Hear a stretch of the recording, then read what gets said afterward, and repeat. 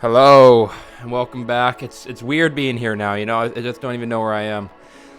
Welcome back to Extra 8 Hours. Matt here, and today, alright, it's a special day because if you notice, we're on a new channel, so all the video collection we had before is just gone.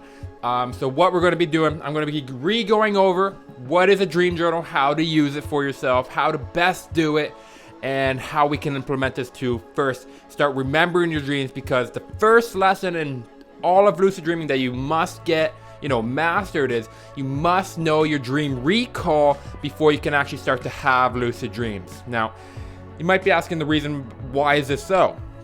And if you think of it, it does kind of just make sense. Kind of like the idea if a tree falls in the forest and nobody's around to hear it, doesn't really make any sound. If you have a lucid dream and you don't remember it, did you have a lucid dream?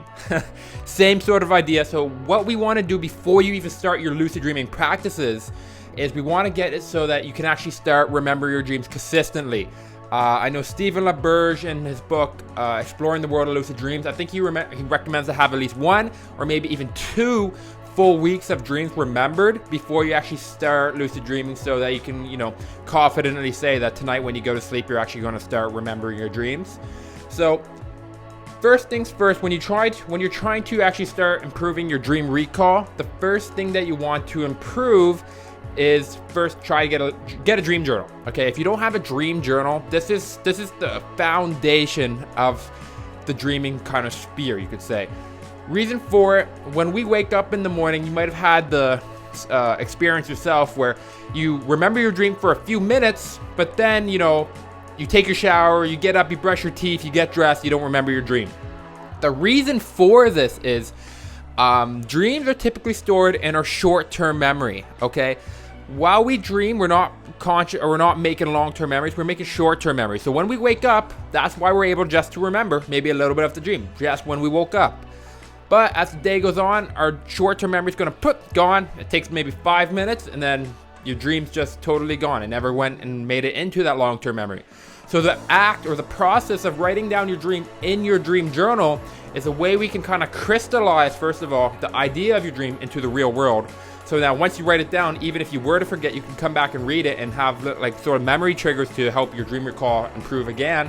But number 2, when we're writing it down, we have to bring our dream to conscious thought, and it's going to help us, transition it from short-term memory to our conscious thought to our long-term memory, and then again improve our dream recall. Now, as for when you're actually writing in your dream journal, there's a few common questions people typically ask, so I'll go over them all. The first one is, can you do it in pen and pad? Should you do it on your phone? Can you do it audio? Can you do it on your computer? What's the best method, right? Or is it the sacred pen and pad is the only way to do it? To be honest, it doesn't matter as long as you actually do it. That's the truth, okay? The biggest problem I see people come in and having with their dream journal is they don't do it. They don't actually practice what to preach it. And you know what I'm going to do? There's a window behind this camera. I'm going to open it up. Ta-da! So what were we talking about? Yeah, they just don't do it. I personally use my phone. I use an app called Dream Journaling Ultimate, and I'll leave it in the description below. But I just recommend whatever's easiest for you that you can consistently do. Now, I will say there are pros and cons to each different method, and I'll go over them very briefly here. But if you want the best method, pen and pad is probably your best bet. Just because the act of writing it with your hand, using your motor skills to actually put it onto the paper, I think that's there's a lot of studies that say that's good for your memory. When you do it with pen and pad, you have a little bit more freedom to go up and down the notes, so it's a little bit better in that sense. And when you do it with a pen and pad, you have the ability to draw at a level that you don't have when you do it electronically.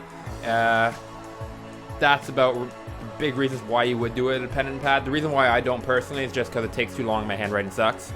So if your handwriting sucks or you're a slow writer, it might not be the best, especially considering as you get later on in your dream recall, you could be remembering 5 or 6 dreams a night, and doing that on a pen and pad might take you up to an hour just to write it out, which is not what we want. That's why I chose to do it with the phone. So with the phone, the only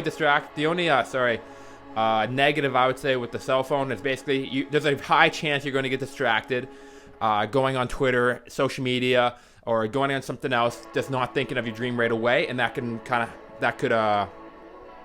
if you get distracted, you might just forget your dream, which is always negative. But if you're disciplined and you just go straight to your dream journal app, I really like this because you can type on your phone a lot faster than you can write, and Dream Journaling Ultimate makes it really easy to put it in a great format.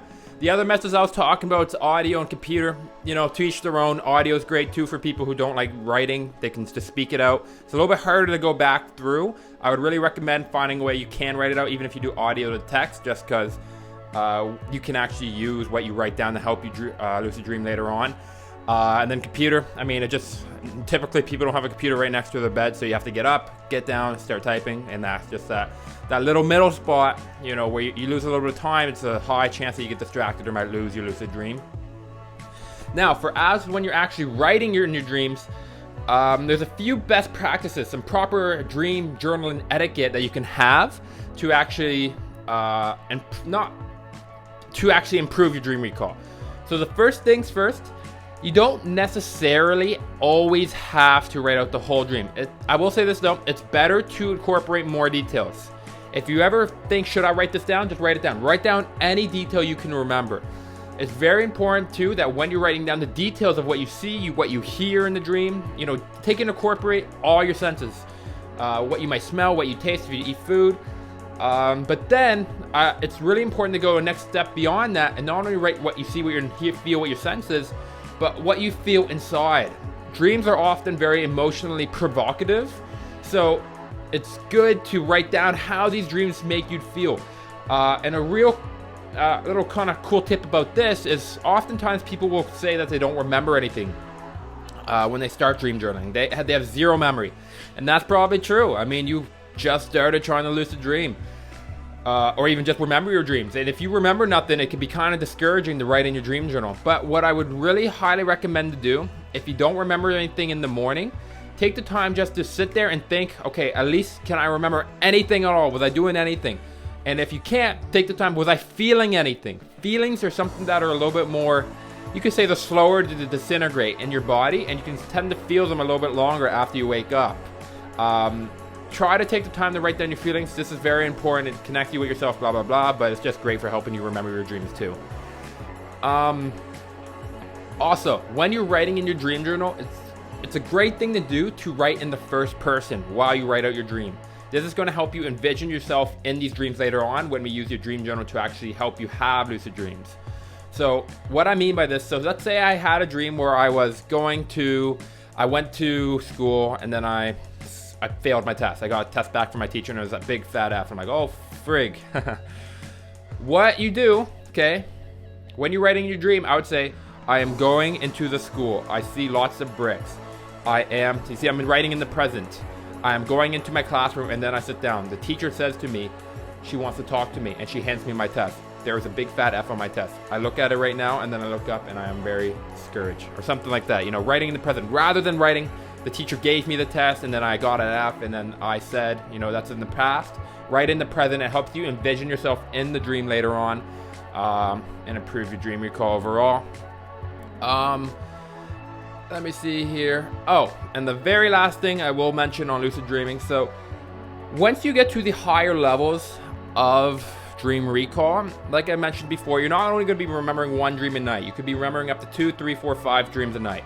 Okay, and I know myself, I don't have this anymore. I haven't been as hard or as disciplined as I used to be, but as you get more advanced, oftentimes myself, I started to wake up in the middle of the night remembering dreams. Just to go into the pee, drink a glass of water, I would remember another dream there, and I'd do that maybe 4 times a night. I don't know what it was, but every time I hit that REM section of sleep, I would wake up after I had the dream or during the dream, and I would always have another dream to remember.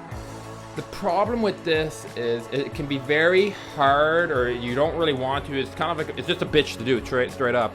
But it's to write down your dream in the middle of the night at 1 a.m., 3 a.m., 4 a.m. You know, you're not going to be very motivated to get your phone, get the screen up. Whoa! Sorry, my phone just fell.